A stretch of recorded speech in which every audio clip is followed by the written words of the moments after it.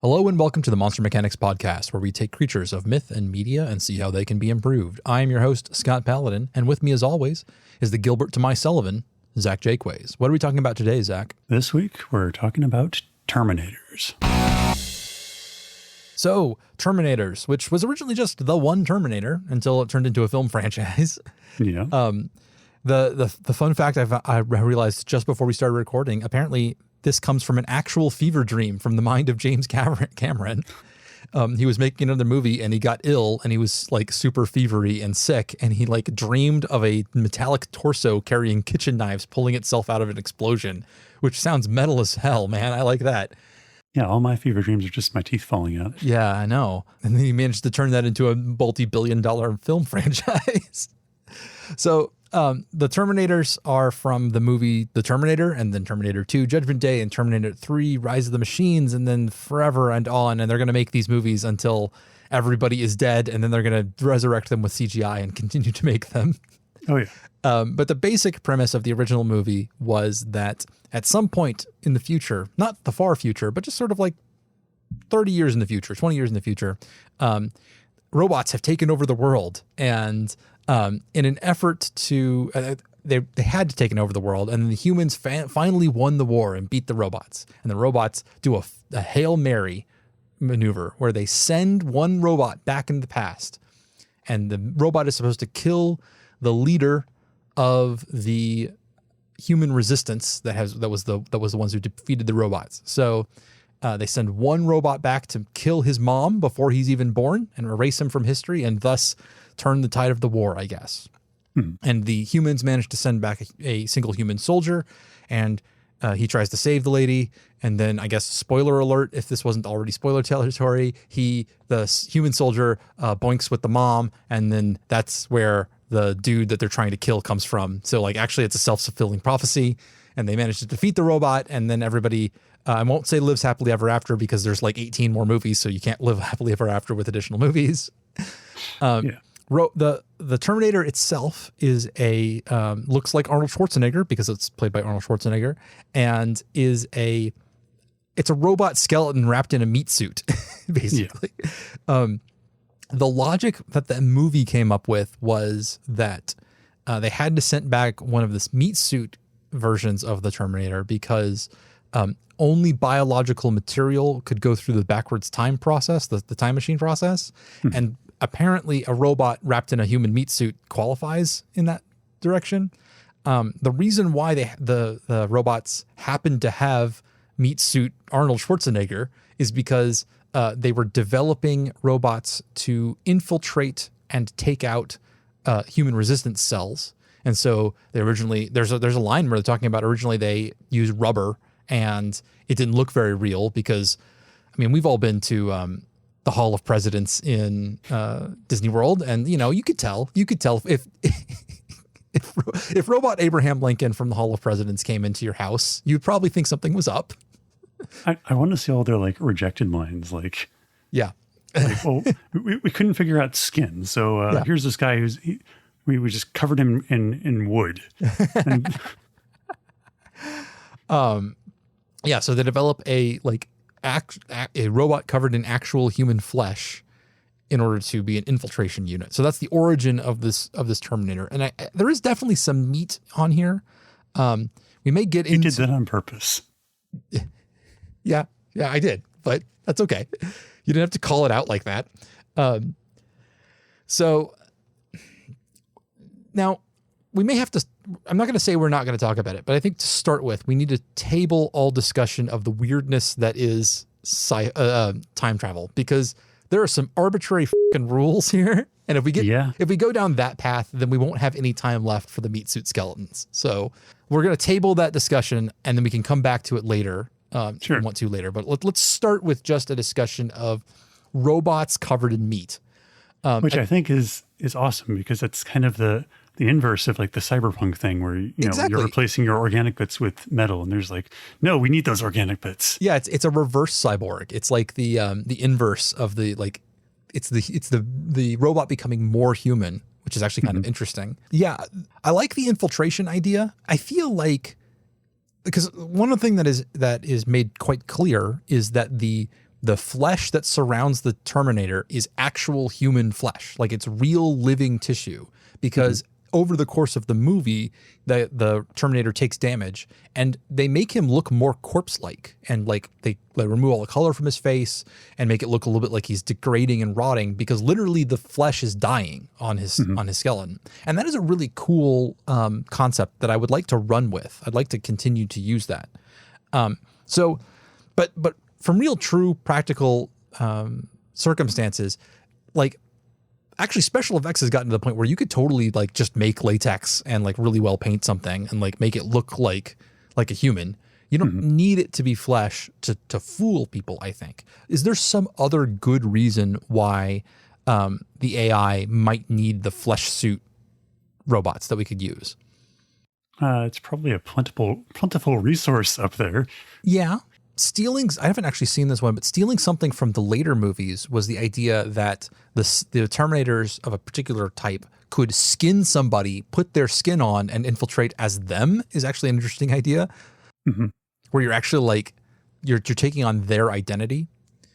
Picturing that Men in Black situation with the roach alien. Yeah. The only problem with that comes to mind is that if the skeleton is the size of Arnold Schwarzenegger and he kills a little dude, then that's going to get really stretched out. And I'm not sure that's going to be passable as a human. I'm just imagining like the R&D process for that. Like, oh, right, we need to make these appropriately sized. Yeah. We got to have a bunch of different like not just heights but also like widths and stuff. And like, or maybe they reconfigure, like they got like piston shoulders and stuff that can like come in and like lower themselves down. And like, maybe, I guess you could have a creature that like actually reconfigures the shape of its bones in order to better fit the meat suit that it's using. That's interesting. What if you could also look, there's also the internet meme that runs around, which is the reason why these things have been developed before the AI took over was that obviously humans built sex robots, and that it was just repurposing these for infiltration. I'm not sure I'm down with that idea as an origin story. I mean, like it's fine, it's easy, but like it's funny, but yeah, I'm not sure it makes all that much sense. You can also go from the idea of like, this is the AI trying to like explore the utility of using biological components. Like we always see versions of powerful AI on robots and stuff, and they never seem to utilize biological systems in a way that is interesting. They're always going for silicon chips and, quantum technology and stuff like that. But like, the human brain is actually quite advanced. It can do certain things really, really well. And I could actually imagine an AI exploiting that, maybe like growing brain matter to incorporate into its own circuits and processors and stuff. And so if it's working down those lines, maybe it's also doing other things in that vein where it's creating flesh and like muscles and things like that could be useful to it, and trying to experiment with making a robot that is less robotic. I just feel like there's like a missed opportunity to like it would be really cool if they took like, the brain matter from humans or whatever, but then they're like, oh, but humans aren't that great at these other tasks. So like, what if we had the body of a lion and or like it has a missile that it needs to have a controller for, so it grabs like it genetically engineers bird brains or something like that have like dedicated circuits, parts of the brain specifically for flying and for homing and things like that. And so it like gets in there and actually manipulates this biological matter to be purpose built for the jobs that it needs done. That could be really cool. Yeah. I really dig the idea of an AI that is also like deeply ingraining itself with biological matter, and like ends up being sort of a fusion between the circuit and the flesh and circuit, like a combination of metal and bone. Because like biological, like there are things that are advantageous from a meat built creature. Like it repairs itself over time. It's adaptable in ways that like purpose built machines aren't. yeah, that could be really useful to to an evil AI, you know? I also feel like the movie Terminator is sort of like almost like a prelude to the Matrix movies, like Yeah, for sure. in a universe where they won. Yeah. That would be an interesting, that would be a cool, because you know there's the giant multiverse connection between like Blade Runner, Aliens, Predator. Like there's all these movies that sort of exist in the same cinematic universe, kind of tangentially, because they all have Easter eggs for one another. But that's another one. If in a different timeline, a different version of our timeline, where somebody did that with The Matrix and Terminator, that would be really cool. Like that honestly is a neat meshing of those stories. Yeah.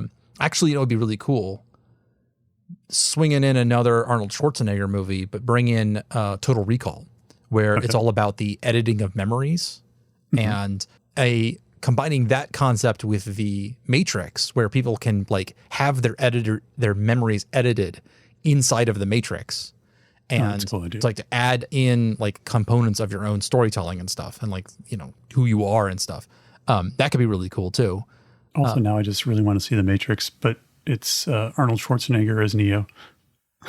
Oh, see, I was thinking Agent Smith, because he's the bad guy. Oh yeah, I could see that. I think he would be an amazing Agent Smith. Although, I mean, Hugo Weaving did a fantastic job. And then, yeah. That would be really cool. So, okay, then in this scenario where we're now combining elements of the Matrix with the Terminator movies, we can, like, okay, so I don't know if you know this, but the original concept for the Matrix was that the reason why the robots kept the humans around was as processing power. Using the old and entirely inaccurate saying of you only use 10% of your brain, right? They were the Wachowskis, when they developed the concept, said that the remaining 90% was what ran the Matrix. Like the robots plugged everybody in and then used that additional brain capacity in order to create the Matrix and run their own processes on it. And so that meant that the AI was in part inhabiting humans in a way, because it's actually like all your brain power is what's powering the AI and allowing it to think. And so when I remember hearing that, and honestly, that was kind of the idea that I thought made more sense anyway. My thought was like, oh, it's like the ghosts of machines haunting people's brains. Like that's sort of the idea that came to my head, which I kind of love. Oh, yeah. And so a universe where, you know, I don't know if we mentioned the AI in Terminator is called Skynet. So if we say Skynet, that's what I'm talking about. In a universe where Skynet is not trying to kill all humans, but instead trying to capture all humans in order to add them to its own like processor banks and make use of them, is really cool. I think that's a much more compelling. It's a compelling idea of conflict, where if you lose somebody to the fight, suddenly everything they know becomes part of the enemy. You know, where, you know, everybody's like, oh, well, one of our dudes got captured. We got to leave now because this hiding space is now compromised because so-and-so knew where it was. And they're going to send the hunter-killer robot out here. Stuff like that. Now enter in the need for the total recall stuff. Yeah. And okay, that's kind of cool, where if you have the ability to edit people's memories, maybe you can capture somebody, edit some of their memories, or add in, I guess, like subroutines or something like that, where you can change their behavior and then send them back out as sleeper agents. You know, that'd be kind of cool. Oh, dude, and the total recall thing, just as an aside, is it totally fits into the Matrix thing, because you can download skills in the Matrix. So obviously that technology is just a refinement of the previous total recall technology. Well, I'm on board for this. Yeah. Okay. In that case, it makes sense. Total recall happens inside the Matrix. Like, if they go to, like, in this version of it, I guess maybe they went to Mars or maybe they didn't, but the story of Total Recall happens inside of a Matrix, where this kind of editing and stuff can happen inside. Like it's a malleable world based on the program that is being run. And, okay, there's an episode of Cracks After Hours where they posit the theory that all Schwarzenegger movies are just things happening to the Terminator as it gets reprogrammed to be good for Terminator 2. They're all tactical scenarios. But this, I mean, like in a one way, you could totally like we could steal a little bit of that idea for the Arnold Schwarzenegger of Total Recall is a Terminator program being trained or being learning and being experimented with by the AI, trying to figure out how it's going to react and how it can handle new situations and stuff. That's pretty cool. Yeah. Sort of a prototype for how they got the Agent Smith. Yeah. So this is like the Agent Smith creation program. And then like this, it just so happens it went a little bit off the rails because, he fought back and, won the day, but you just reset the whole thing and run it again with different parameters to see how it goes. I'm down for that. Yeah.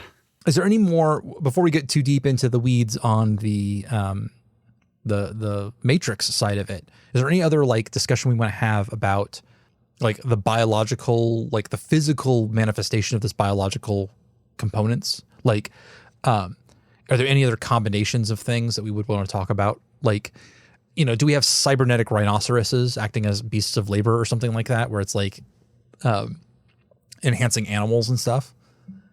Like, I feel like the meat suit aspect like filled such a specific purpose. Like, I feel like you would only want to use like organic matter in cases like where you need that self-healing or, I don't know, maybe it makes like really good insulation or something. Yeah, it could be. It's also, I don't know, you could probably do the math to find out whether digestion or like direct injection of power are better for like energy efficiency. Because maybe having a biological engine inside of it that can turn chemical matter into energy is a useful thing to have on certain kinds of robots and stuff, as opposed to being wired into a grid, especially for something that's going to have to go out into the world.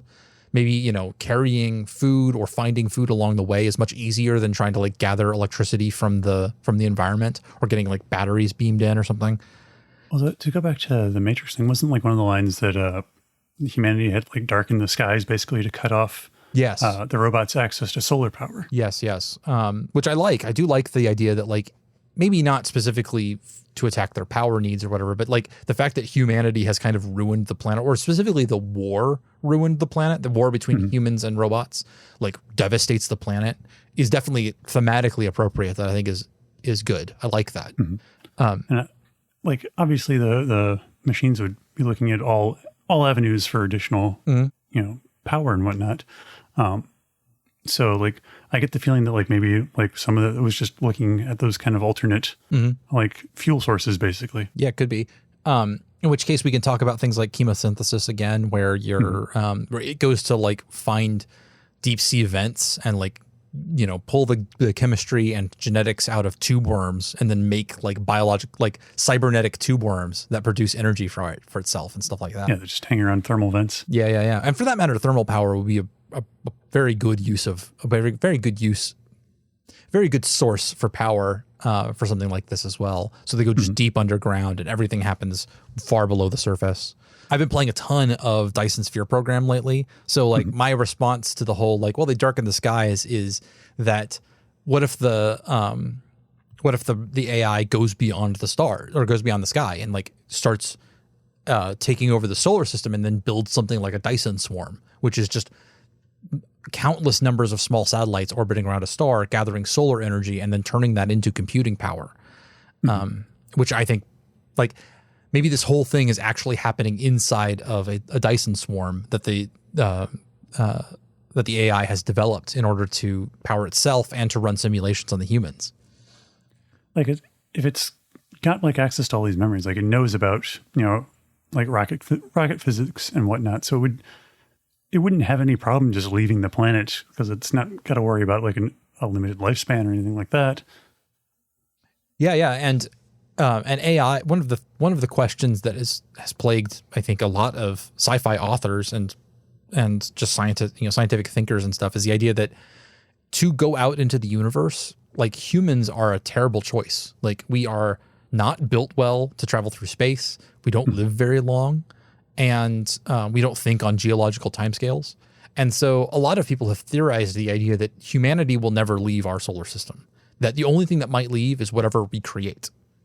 Sort of like Voyager, right? Like we sent out a robot that we built in order to leave our solar system. And so maybe what we develop, whatever follows after us, are the children of humanity, whether that's AI or something else, will be actually better adapted to actually traveling out through a universe that is huge. It's incredibly large compared to what we're used to. Yeah. So maybe that's what this is happening here. Maybe that's what the AI is doing, is traveling out through the universe. Maybe that's what the original Skynet program was for. Like, yeah, like they're trying to make this next generation, and obviously that didn't turn out so well for them. But yeah. I do like the idea that instead of like if we're leaning into the Matrix idea, where a lot of these stories that are being shown, you know, that we're kind of tying in here, maybe they're all happening inside of the Matrix, right? Like maybe the Terminator movie is an instance inside of the Matrix. So this whole time travel thing, it doesn't really make a whole lot of sense because it doesn't need to make a whole lot of sense to set up the parameters of the simulation that Skynet's creating. But I love the idea that all of that is happening on a ship that is flying through space at a significant percentage of light speed as it just runs tactical simulations on the creatures that it's holding within itself, right? Both purely AI creatures and creatures that have biological components. Like this is a Matrix running inside of a colony ship that's traveling between Earth and Betelgeuse or something, you know? Like this is just kind of how it's occupying itself in the hundreds of years that it will take it to get up to a significant percentage of light speed and then start slowing down again on its way to another star. Here's a hot take. Sure. What if these Terminators aren't technically like a malicious AI? Okay. Like they are actually caretakers for humans that are traveling through space. Yeah. That's exactly the idea. Yeah. Okay. Yes. But because they're not adapted to space travel and they're not going to live or survive the trip. Yeah. The robots basically have to sort of caretake this generational ship. That's exactly what I'm thinking. Yes. Excellent. We're right on the same line, which is the idea that all of these humans inside of this ship, this colony ship, are being born, put directly into the Matrix, living out lives within the Matrix, and then dying on their way to another star system. Whenever that generation finally gets there, it's going to take whatever humans are alive at the time, start waking them up, and then bringing them into the real world. And maybe that last set, when it knows it's on its way in, it's going to start prepping them for this. You know, you'll see Matrix simulations that are more about like telling them about what's going on and like informing them and giving them information about the star system they're headed towards, and like informing them that at some point they're going to wake up and do this thing. But that in the meantime, it doesn't really get any benefit for like, it doesn't need explorers halfway there, you know? So instead it's like just making up stories, like for stuff to happen, you know? It's a little bit bored. It's got to keep all these people entertained. You know, if you die in the, I like, one thing I hate is if you die in the Matrix, you die in real life. That shit. I like the idea that if you die in one Matrix, which is one of the simulations being run inside of the world ship, it just like puts you into something else and just like uses your brain. Like it just, you go back into the gamer waiting room to be respawned somewhere else to a different part of a story, you know, and it can just edit your memories so that it seems like you were always there, but instead you've been added in. Okay. That's a really cool idea. Yeah. I'm down for that. That is really cool. And that the AI is not malicious. It's nothing that's no, like the things that happen inside of the Matrix aren't real in a sense. Like they don't do permanent damage to things. And so it can, like, at that point, if you can edit memories, you can even like erase trauma and stuff. Like if somebody dies in a way that like causes them extreme trauma, you can just remove the memory from that person's brain and reprogram them. There is some really nasty things within all of that about consent, but like, I guess we're just going to ignore that. We're going to hand wave that whole problem right now. I'm not sure how you go on that one, but it's still interesting. It's sort of a thought experiment that since we're not having to actually make these moral judgments right now. I am kind of curious, like it kind of goes back to that question of a benign or benevolent creator. Yeah. Like why are you putting them through all this trauma if Yeah, and I think it's the stance that the AI might take is that it learns from these simulations, that it gathers information from these simulations, and that the information gathered is worth the suffering in the meantime, and that it does what it can to minimize it, but that it needs it to learn. And so therefore it's justified. That's kind of the same philosophical thought process behind using live animals for testing in science and medicine and stuff like that, is that like it's the value of what you get out of it that makes it justified. That could be. I know in the original, or in the Matrix, they were talking about like they tried like sort of an idyllic world for the humans at first, and humanity rejected it because it didn't feel believable. Yeah. And this raises an idea which I as a thought experiment I think is fantastic, which it's very difficult for you to justify us living in, not very difficult. It can be difficult for some people to accept the idea that we live in the real physical universe. It's much more likely that we are in a simulation. And one of the ideas I've thought about is the idea of AI afterlives, where far, far in the future, right, you have an AI who's, essentially omnipotent, right? Like it has garnered all of the energy sources from an entire galaxy, and it's just doing whatever the heck it wants. What it could actually do is gathering information about the people that it has in the past could resurrect them inside of a matrix in order to give them an afterlife, in order to say, okay, Zach, you die, let's say at the end of your lifespan, 20, 40 years from now, then 10 million years from now, just enough information exists about you within the concordance of all knowledge that gets passed down, that an AI goes, okay, let's make a new Zach, and it gathers as much as its best guess about who you were and the way you acted, and makes an AI version of yourself and puts you in a matrix, and then can let you run around and be your own person again. And so like actually in that sense could create either an idyllic, or if it was malicious, it could create a very evil scenario whereby you get punished for your sins or whatever. Which I guess this podcast technically would count as. But so it's just a thought experiment. Sort of wrapped up with the idea of Rocco's basilisk. Have you know this one? I'm familiar with that one. Okay, I'm going to explain for our audience. Warning, I guess, for mimetic warfare problems. Like these are some memes that can hurt people. Apparently, I have not seen that to my effects, but that's what some people have said. Rocco's basilisk is the idea of a future malevolent AI that once it comes into existence, it resurrects people in order to reward them or punish them for their actions in the past, specifically creating the basilisk. So in other words, if I, Scott Paladin, was to work towards creating this evil AI, in the future, it could resurrect me and put me into a matrix heaven where it would reward me for having worked towards its own creation.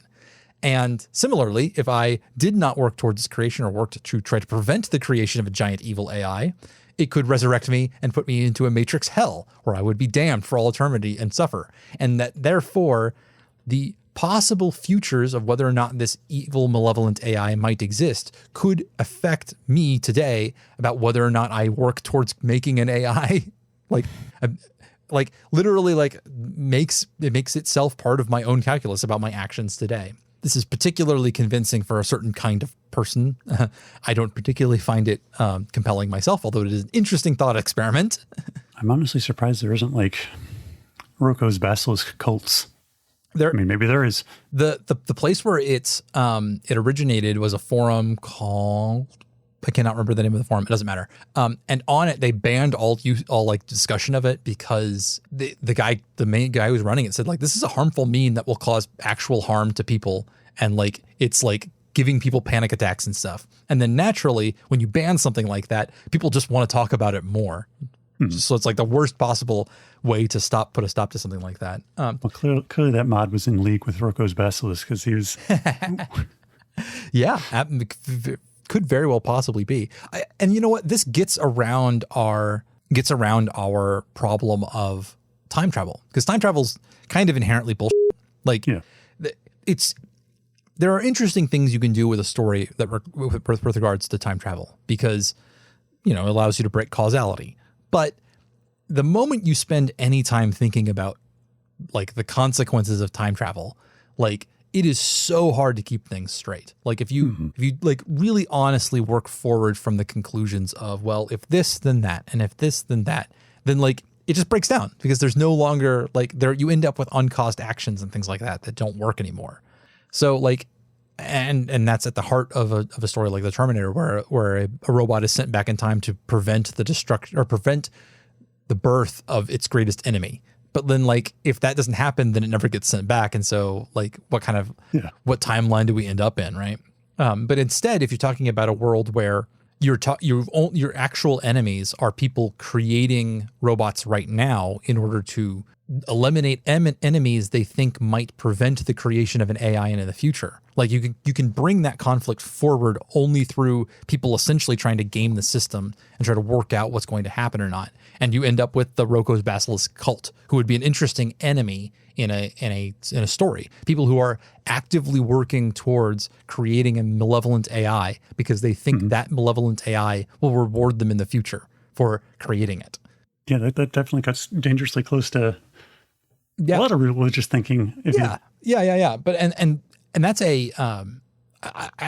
actually really like that as a motivation for your evil, secret society, your evil dudes in a story, because they are acting completely out of their own self-interest. And these people aren't required to be cruel or evil. They're doing what they think is like the smartest move, that they're just working in league with something that's going to happen anyway. And so therefore they need to be on the right side of these things. And in fact, lots of them might be doing things like trying to convince the heroes of the story, hey, look, you're on the wrong side. The best thing we can do is convince as many people as possible to work towards the creation of this AI so that as many people as possible get rewarded by it in the future. Yeah, it's definitely a moral kind of quandary. Like, yeah, absolutely.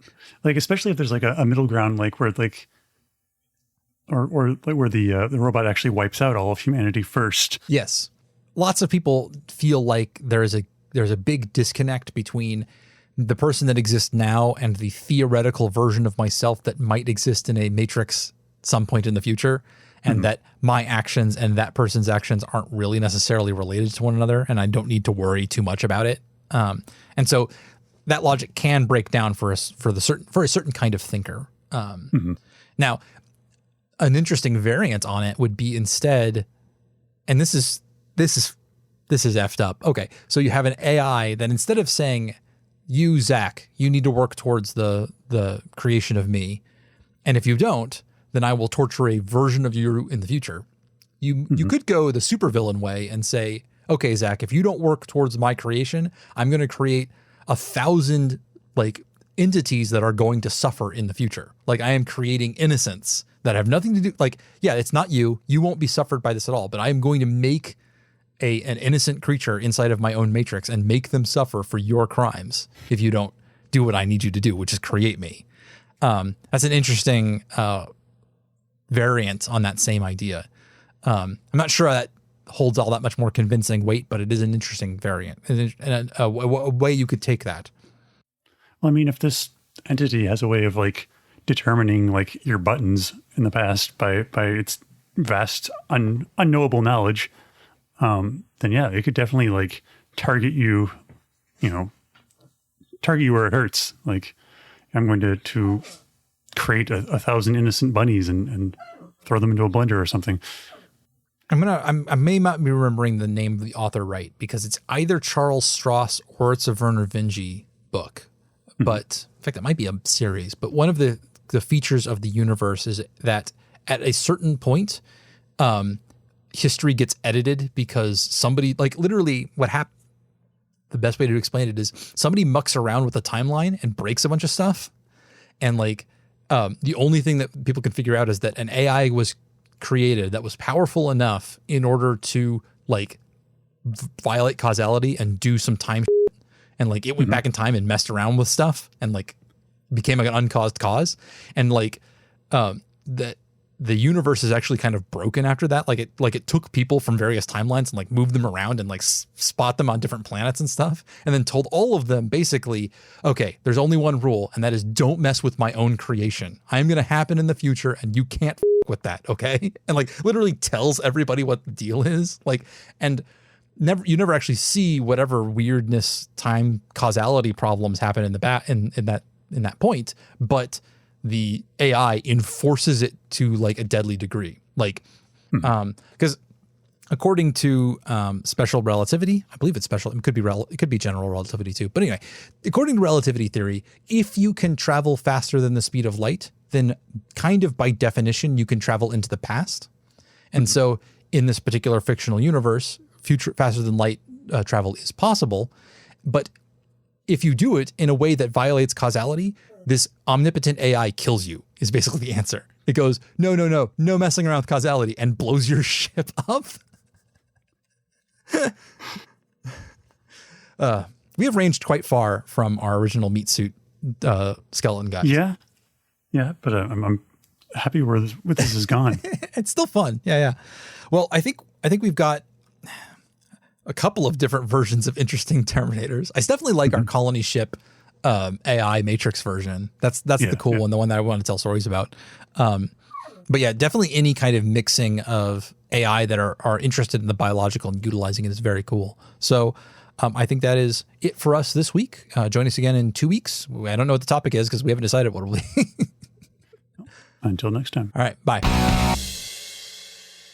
Thank you for joining us for this episode of Monster Mechanics. Monster Mechanics is produced and edited by me, Scott Paladin, and hosted by myself and my best friend, Zach Jaquays. All of the ideas generated during this podcast are released under a do what the f*** you want public license.